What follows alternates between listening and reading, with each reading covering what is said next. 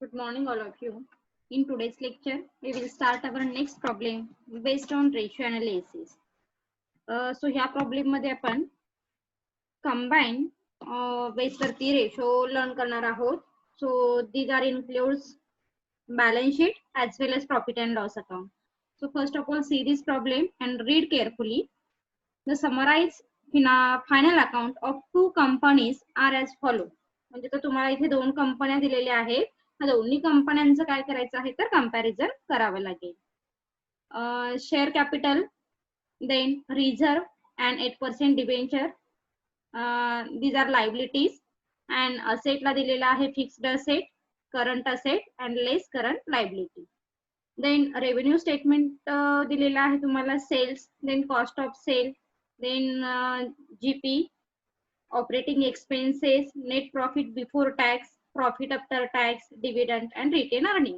जे ऑलरेडी तुम्हाला revenue statement ratio solve करूनच दिलेला आहे, तर यावरून फक्त आपल्याला रेशो हे कॅल्क्युलेट करायचे आहे. सो रेशो बघा कोणते कॅल्क्युलेट करावे लागणार आहे. You are required to calculate the following ratio. First, proprietary ratio, capital gearing ratio, gross profit ratio, operating ratio, return on capital employed ratio, return on proprietary equity ratio, expenses ratio, and last net profit ratio. Okay, so total 8 ratio आपल्याला ह्या problem मध्ये calculate करावे लागणार आहे. So start करूयात आपण solve करायला. First ratio कोणता आहे तर proprietary ratio. Some ratio are based on balance sheet and some ratio are based on revenue statement ratio. Okay, so start करा.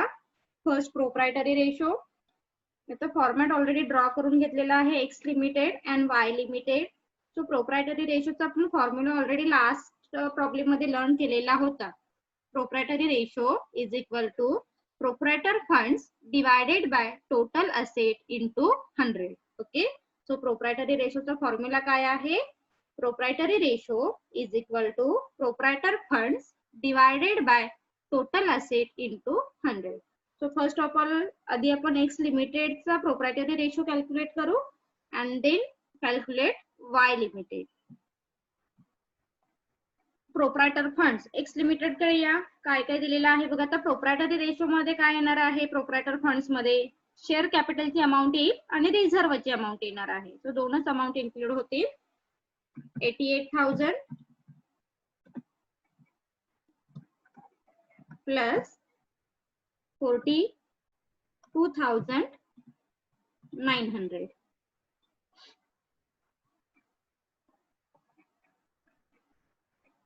Divided by total asset. Total asset मध्ये fixed asset आणि current asset येतील. So fixed असेटची amount 1,21,000, then plus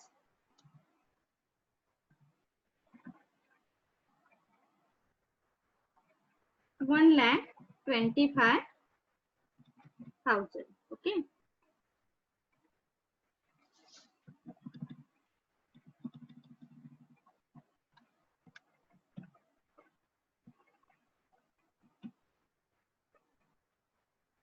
$88,000 plus 42,900 divided by 1,21,000 plus 1,25,000 into 100. Okay, so into 100 करा. आधी plus करून घ्या. Amount किती येईल बघा. सो फर्स्ट येईल 1,30,000, 1,30,900 divided by 2,46,400.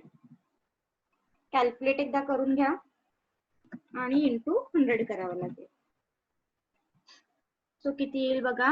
1,30,900 divided by 2,46,400 into 100.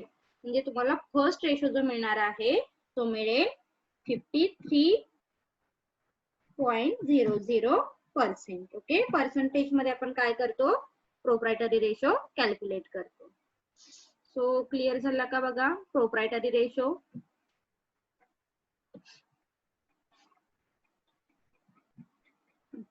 So आता वाय लिमिटेडचं कॅल्क्युलेट करूया आपण. वाय लिमिटेडचं सुद्धा प्रोप्रायटरी फंड म्हणजेच येणार आहे शेअर कॅपिटल, सेम अमाऊंट आहे 88,000 प्लस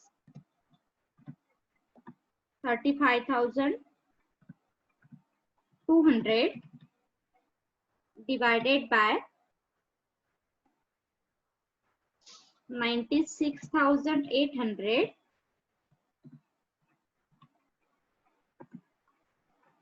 plus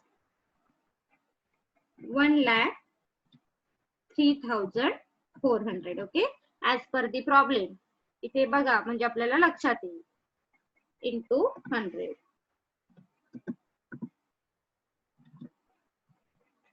सो प्लस करून अमाऊंट सांगा किती येईल. प्लस करून अमाऊंट येणार आहे 1,23,200 जे असणार आहे प्रोप्रायटर फंड्स, आणि टोटल असेटची जी प्लस असणार आहे ती येईल 2 लाख रुपीज, 2,02,000. Okay, into 100. आणि लास्ट कॅल्क्युलेशन केल्यानंतर तुम्हाला पर्सेंटेज मिळतील 62.00%. Okay, is it clear? Good. म्हणजे आपण काय केलं लक्षात आलं का? एक्स लिमिटेड मध्ये काय दिसतोय, शेअर कॅपिटल आहे आणि रिझर्व्ह फंड आहे. हे दोनच अमाऊंट आपल्याला इक्विटी शेअर होल्डर म्हणजे प्रोप्रायटर फंड्स मध्ये इन्क्लूड होणार आहे. सेम वाय लिमिटेडचं पण सेम असणार आहे.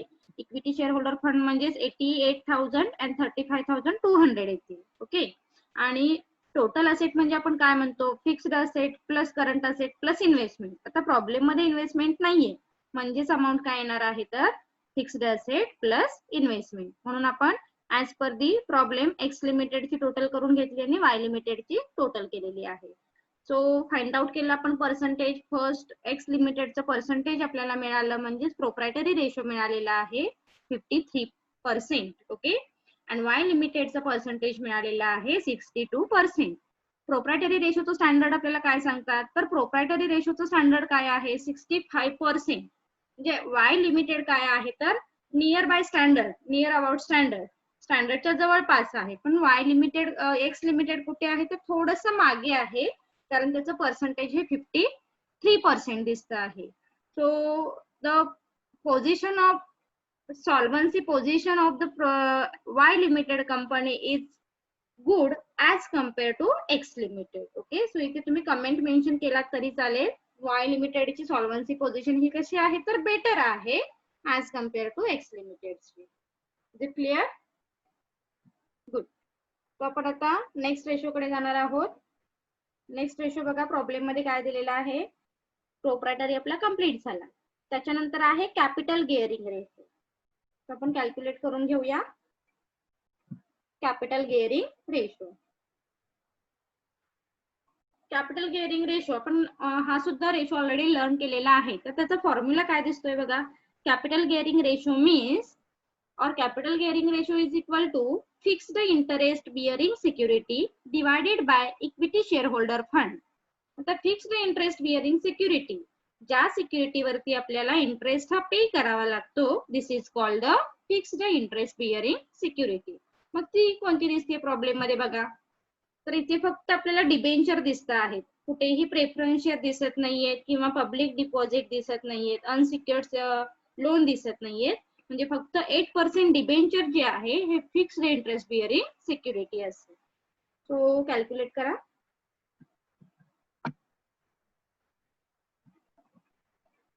Fixed interest bearing security 22,000 divided by equity share holder fund, म्हणजे ऑलरेडी आपण जो वरती घेतलेला आहे. ओके, तो किती होता तो 1,30,900. लक्षात आलं का? 1,30,900 कुठून घेतली आपण, इक्विटी शेअर आणि रिझर्वची अमाऊंट जी आहे ती असणार आहे तुमची equity share holder fund. Okay, so find out करा, आन्सर काय येईल 22,000 डिवायडेड बाय 1,30,900 म्हणजे तुम्हाला पर्सेंटेज मिळणार आहे. त्याचं पर्सेंटेज नाही, तो प्युअर मध्ये आपण कॅल्क्युलेट करणार आहोत. सो 0.117:1. ओके, लक्षात आलं का आपण कसं कॅल्क्युलेट केलेलं आहे.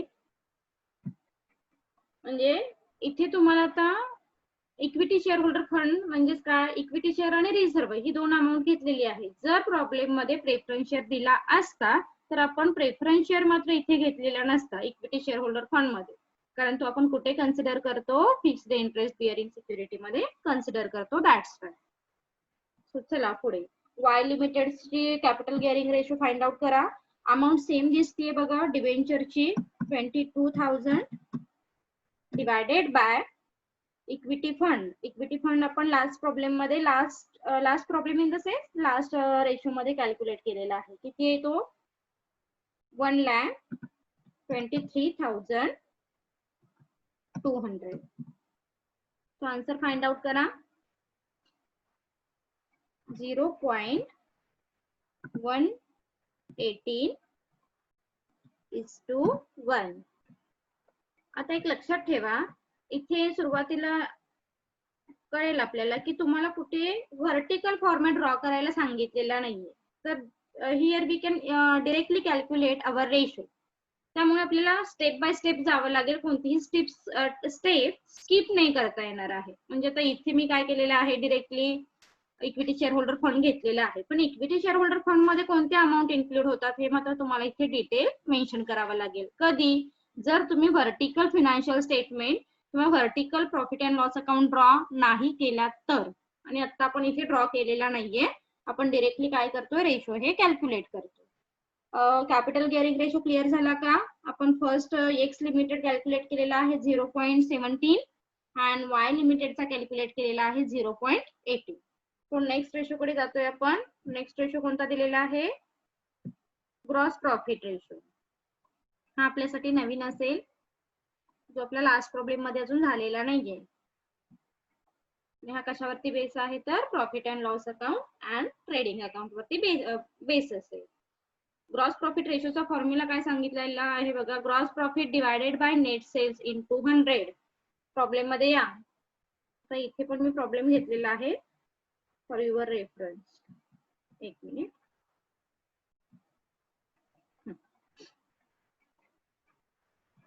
आता इथे काय दिसतंय बघा, जीपी ऑलरेडी दिलेला आहे प्रॉब्लेम मध्ये. फर्स्ट इयरचा जीपी किती आहे, दॅट मीन्स एक्स लिमिटेडचा 92,400 आणि वाय लिमिटेडचा जीपी आहे 64,000. Gross profit divided by net sales. Net sales first X लिमिटेडची नेट सेल्स आहे 3,30,000 आणि वाय लिमिटेडचा नेट सेल आहे 2,64,000. So as per the problem, put up in formula. First आहे 92,000, पुटअप करून घ्या. 92,400 divided by net sales 3,30,000 into 100. Okay, so तुम्हाला X लिमिटेडचा GP मिळेल 28.00%. Okay,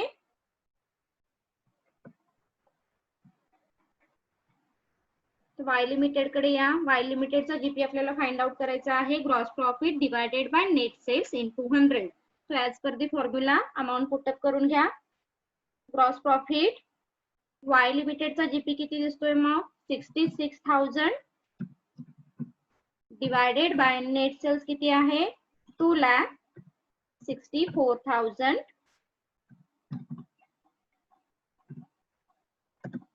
into 100. 66,000 divided by 2,64,000 into 100. So answer calculate करा किती येईल 25.00%. कॅल्क्युलेट करून बघा एकदा, क्रॉस व्हेरीफाय करा कुठे अमाऊंट आपली रॉंग येत नाहीये का, जस्ट चेक करा. ओके, चला नेक्स्ट रेशो. नेक्स्ट रेशो कोणता दिलेला आहे तर ऑपरेटिंग रेशो. हा सुद्धा तुमच्यासाठी नवीन असेल. आता जे एक्सपेन्सेसशी रिलेटेड रेशो आहेत हे लक्षात ठेवा की याचं कुठेही स्टँडर्ड दिलेलं नाहीये. कारण ऑर्गनायझेशन मध्ये किती एक्सपेन्सेस येतात हे आपण सांगू शकतो का तर नाहीये. दॅट्स वाय त्याचं स्टँडर्ड नसतं. सो जसे आपले एक्सपेन्सेस आहेत त्याच्यावरून ऑर्गनायझेशन डिसाइड करेल की त्याचं स्टँडर्ड काय मेन्शन करता येईल. नेक्स्ट रेशो कडे येऊ आपण. Operating ratio. ऑपरेटिंग रेशोचा फॉर्म्युला आहे cost of goods sold plus operating expenses divided by net sales into 100. So cost of goods sold आणि ऑपरेटिंग एक्सपेन्सेस असे दोन्ही प्रॉब्लेम मध्ये दिलेले आहेत. प्रॉब्लेम बघा.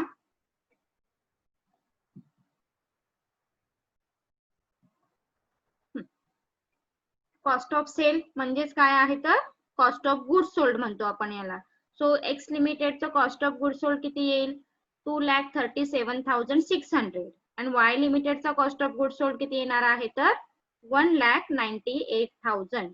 आणि ऑपरेटिंग एक्सपेन्सेस आता इथे डिरेक्टली हेडिंगच्या अंडर जे दिलेले आहेत फर्स्ट इयरचा येईल म्हणजे फर्स्ट कंपनीचा येईल 92,400 and Y लिमिटेडचा ऑपरेटिंग एक्सपेन्सेस येणार आहेत 66,000. Okay. So put up in formula.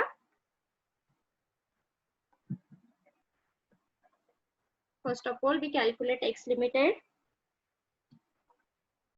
2,37,600 plus operating expenses 63,800 divided by net sale first year first company 3,30,000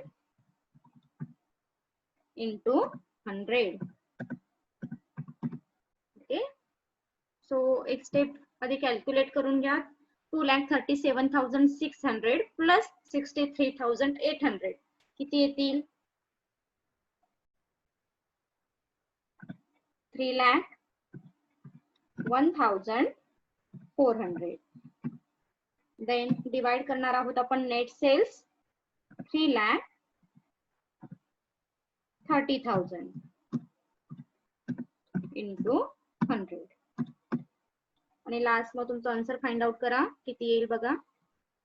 answer येईल 91.33%.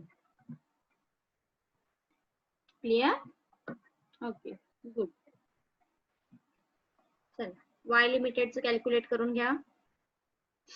Y limited 1,98,000 cost of goods sold घेतलं आपण. देन प्लस ऑपरेटिंग एक्सपेन्सेस किती आहे 44,000 divided by net sale 2,64,000 into 100. एक step continue करा. 1,98,000 plus 45,000 total किती येईल 2,42,000 divided by 2,64,000 into 100. Okay. So last answer find out करा किती येईल मग 91.67%. एकदा क्रॉस व्हेरीफाय केला तरी चालेल.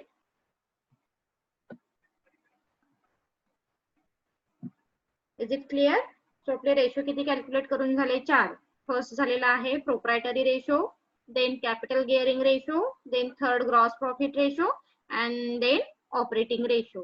सो त्याच्यानंतरचा जो रेशो आहे हा सुद्धा तुमच्यासाठी नवीनच असेल return on employed ratio. So आपण कॅल्क्युलेट करू. त्याचा फॉर्म्युला मी इथे दिलेला आहे बघा काय आहे return on employed ratio. That means profit before interest and tax divided by capital employed into 100. So profit before interest and tax problem मध्ये दिलेला आहे ऑलरेडी. ते तुम्हाला कुठेही कॅल्क्युलेट करायची गरज नाहीये. Profit before interest and tax net profit before interest किती दिसतंय ते 28,600. ओके, सो एक्स लिमिटेड ची अमाउंट येईल नेट प्रॉफिट बिफोर टॅक्स 28,600 आणि वाय लिमिटेड ची अमाउंट येणार आहे 22,000 आणि डिवायडेड बाय कॅपिटल एम्प्लॉयड जे करायचं आहे ती अमाउंट येणार आहे म्हणजे तुमची टोटल एक्स लिमिटेड ची जी टोटल आहे जी टॅली केलेली आहे आपण 1,52,900 आणि वाय लिमिटेड ची कॅपिटल एम्प्लॉयड येईल 1,45,200. हे कसं कॅल्क्युलेट केलं लक्षात आलं ना, कारण आपण व्हर्टिकल जेव्हा बॅलन्स शीट ड्रॉ करतो तेव्हा कॅपिटल एम्प्लॉयड कसं टॅली होतं, फर्स्ट असणार आहे ऍप्लिकेशन ऑफ फंड मध्ये या म्हणजे लक्षात येईल. ऍप्लिकेशन ऑफ फंड मध्ये 3 जे पार्ट असतात, फर्स्ट पार्ट कोणता असतो फिक्स्ड असेट, सेकंड पार्ट असणार आहे इन्व्हेस्टमेंट अँड थर्ड पार्ट असतो वर्किंग कॅपिटल. सो इथे जे करंट असेट मायनस करंट लायबिलिटीची जी अमाउंट दिलेली आहे त्यावरून आपण इझिली कॅल्क्युलेट करू शकतो our capital employed. Okay, so start करा कॅल्क्युलेशन साठी. Return on capital employed formula लक्षात आला का, profit before interest and tax. So first year ची अमाउंट येईल 28,600 divided by capital employed 1,52,900 into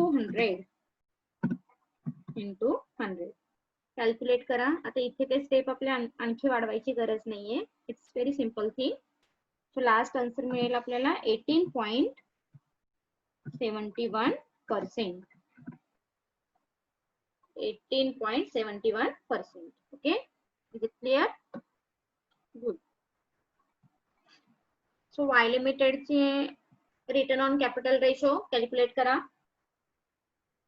22,000 divided by 1,45,200 into 100. Problem समोर ठेवलात की लक्षात येईल. आपण 22,000 कोणते घेतलेले आहेत तर net profit before interest and tax. आता इंटरेस्ट प्रॉब्लेम मध्ये दिलेलाच नाहीये त्यामुळे बिफोर टॅक्स ची जी अमाउंट आहे ती आपण डायरेक्टली पुटअप करून घेतली अँड कॅपिटल एम्प्लॉयड जी ऑलरेडी टॅली जी अमाउंट जी आहे ती आपण 1,45,200 मेन्शन केली. सो वाय लिमिटेडचा किती येईल 15.15%. Clear?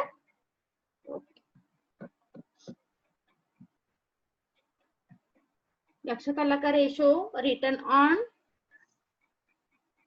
Capital employed ratio. Okay, इथे रिटर्न ऑन एम्प्लॉयड झाले बघा, return on capital employed ratio capital employed आहे. सो काय घेतलं ना आपण profit before interest and tax divided by capital employed into 100. आता प्रॉब्लेम मध्ये इंटरेस्ट नाहीये म्हणून जी अमाऊंट डिरेक्टली दिलेली आहे प्रॉफिट बिफोर टॅक्स ती अमाऊंट आपण फर्स्ट घेतली डिवायडेड बाय कॅपिटल एम्प्लॉयड ची अमाऊंट म्हणजे जी टॅलीची आहे म्हणजेच काय तर करंट असेट फिक्स्ड असेट आणि वर्किंग कॅपिटल ती अमाऊंट आपण पुटअप करून घेतली. Is it clear? Okay, so then next ratio किती झाले आपले 5 रेशो झाले. नेक्स्ट रेशो कोणता आहे बघा, return on proprietor equity ratio.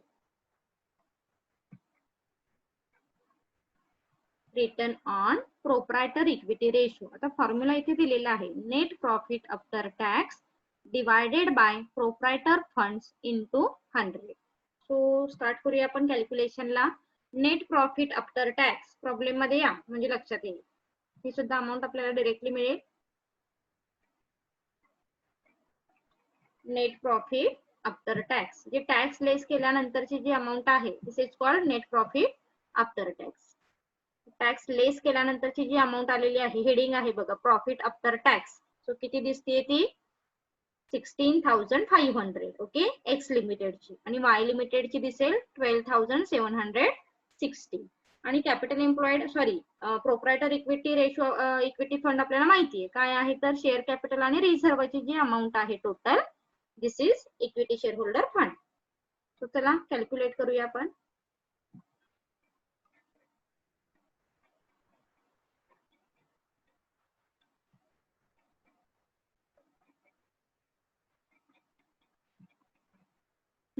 X लिमिटेडची calculate करायला घ्या.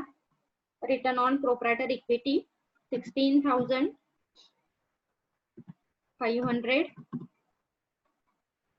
Divided by equity share holder fund म्हणजे किती येईल 1,30,900 इंटू 100. आता एक स्टेप तुम्ही इथे वाढवली तरी चालेल. इक्विटी शेअर होल्डर फंड मध्ये काय येणार आहे तर equity share plus general reserve त्याची सेपरेट अमाऊंट प्लस करून मग एक स्टेप इन्क्रीज केली तरी चालू शकते, नो प्रॉब्लेम.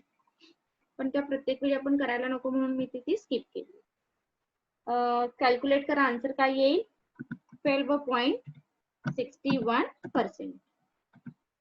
एक्स लिमिटेडची अमाऊंट येईल 12.61%. देन वाय लिमिटेड कॅल्क्युलेट करा. नेट प्रॉफिट आफ्टर टॅक्स किती आहे 12,760 divided by equity share holder fund 1,23,200 into 100.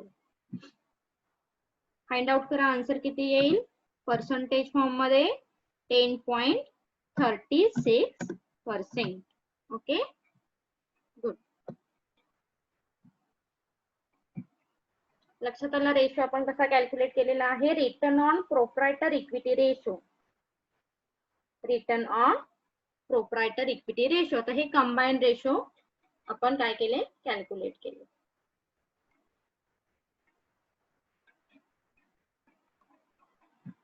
Then next जे रेशो आहे ते एक्सपेन्सेस रेशो आहे. म्हणजे प्रॉब्लेम मध्ये तुम्हाला कोणते एक्सपेन्सेस दिलेले आहेत ते एक्सपेन्सेस घेऊन आपण काय करतो रेशो कॅल्क्युलेट करतो. तर सेपरेट सुद्धा इथे प्रॉब्लेम मध्ये बऱ्याच वेळी विचारले जातात. For example wages ratio calculate करा किंवा सॅलरी रेशो कॅल्क्युलेट करा. तर पर्टिक्युलर एक्सपेन्सेस घ्यायचा divided by net sale into 100. It's very simple thing. लक्षात येते जो एक्सपेन्सेस दिलेला आहे तो घ्या, त्याला डिवायडेड बाय नेट सेल्स करा इंटू 100 म्हणजे तुम्हाला एक्सपेन्सेस रेशो मिळतील.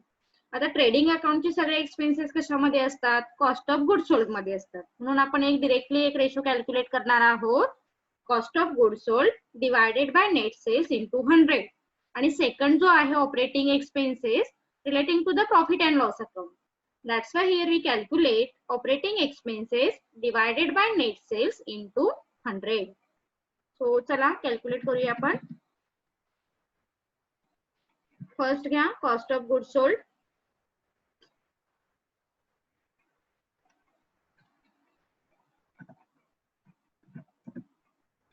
कॉस्ट ऑफ गुड सोल्ड जी अमाऊंट डिरेक्टली दिलेली आहे बघा काय आहे प्रॉब्लेम मध्ये. Cost of good sold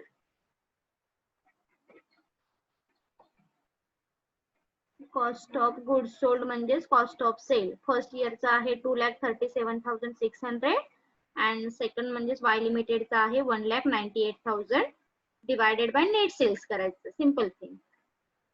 so चला कॅल्क्युलेट करू आपण expenses ratio. First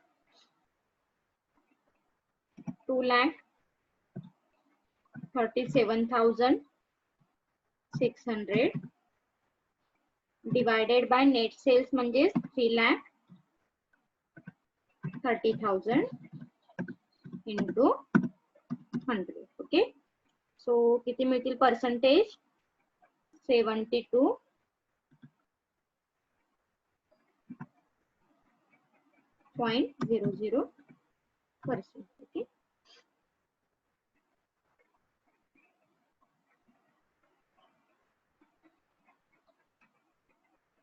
so B calculate करा.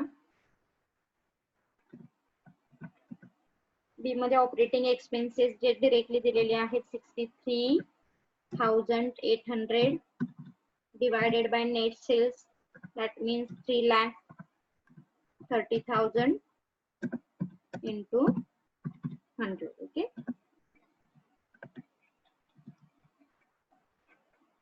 सो आन्सर किती येईल 19.33%. It's very simple.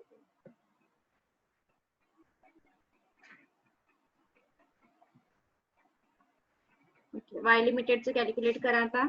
Point number 8 first of all calculate करूया आपण.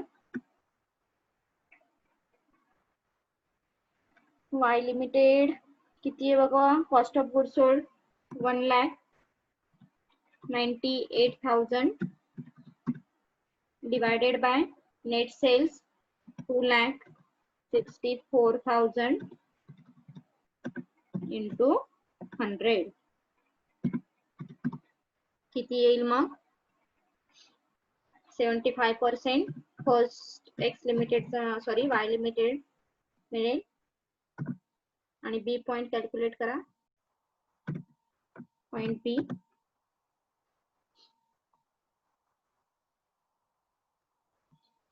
ऑपरेटिंग एक्सपेन्सेस आहेत 44,000 डिवायडेड बाय नेट सेल्स म्हणजेच आहे 2,64,000 इंटू 100. आन्सर किती मिळेल मग. 16.67%. Okay, is it clear. Good. लक्षात आलं. आता आपण जो लास्ट रेशो आहे नेट प्रॉफिट रेशो, हा सुद्धा खूप सिंपल आहे. नेट प्रॉफिट रेशो मध्ये आपण काय करतो. Net profit before tax divided by net sales into 100. So formula मी इथे दिलेला आहे. अमाऊंट पुटअप करून घ्या. 28,600 divided by net sales 3,30,000 into 100. Okay, so answer किती येईल बघा.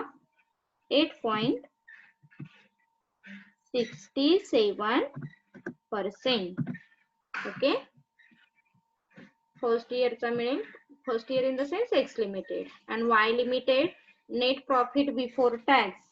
Net profit before tax 22,000 divided by 2,64,000 into 100. So answer किती मिळेल मग. 8.33%. Okay, it's very simple thing. त्यामध्ये काही हार्ड नाहीये. काही रेशो आपण डिरेक्टली कॅल्क्युलेट केले, काही जे रेशो आहेत हे कंबाइंड रेशो आपण कॅल्क्युलेट केले. हे लक्षात आलं ना. Net profit before tax 28,600 amount आपण काय घेतली प्रॉफिट अँड हे बघा इथे 28,600 net profit before tax and 22,000 जी अमाऊंट डिरेक्टली घेतली दिलेली आहे ती पुटअप केली. आता इथे रेशो अनालिसिस मध्ये फार असं हार्ड काही नाहीये. फक्त तुम्हाला फॉर्म्युले लक्षात ठेवणं it's very difficult task. Otherwise it's very simple thing. Is it clear. Good. अजूनही यामधून काही डाऊट असतील तर तुम्ही कमेंट सेक्शन मध्ये विचारलात तरी चालेल. थँक्यू.